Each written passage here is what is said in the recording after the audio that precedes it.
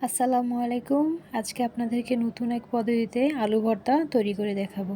এভাবে আলু ভর্তা তৈরি করলে সবাই খেতে চাইবে। শুরুতেই আমি এখানে রসুন কুচি, পেঁয়াজ কুচি আর শুকনো মরিচ ভেজে নেব।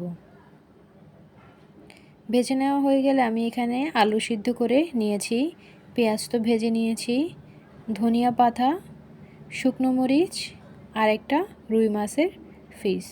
আপনারা চাইলে যে কোনো মাছ দিয়ে তৈরি করতে পারবেন। আমি রুই মাছ দিয়ে তৈরি করব। এখন আমি রুই মাছটা থেকে কাটা ছাড়িয়ে নিয়েছি। এরপর এখন এই উপকরণ সবগুলো একসাথে মেখে নেব।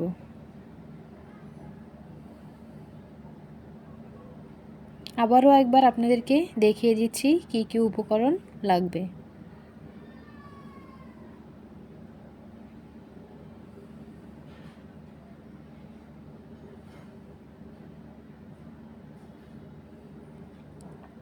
এখন আমি এই উপকরণগুলো ভালো করে মেখে নেব।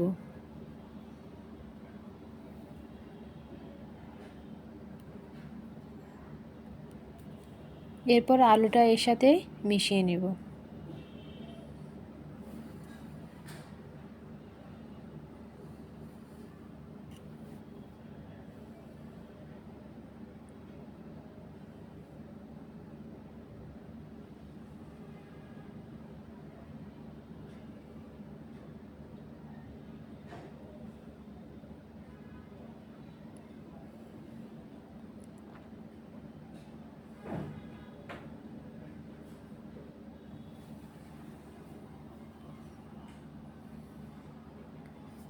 মিশানো হয়ে গিয়েছে।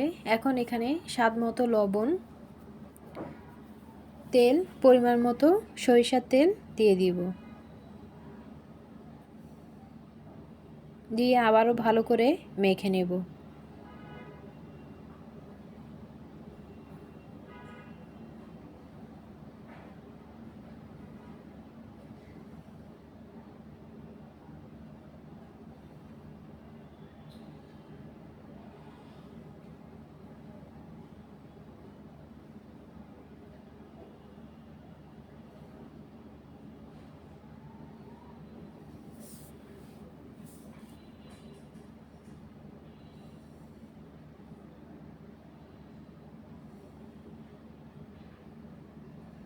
তৈরি হয়ে গেল আমার রুই মাছ দিয়ে আলু ভর্তা।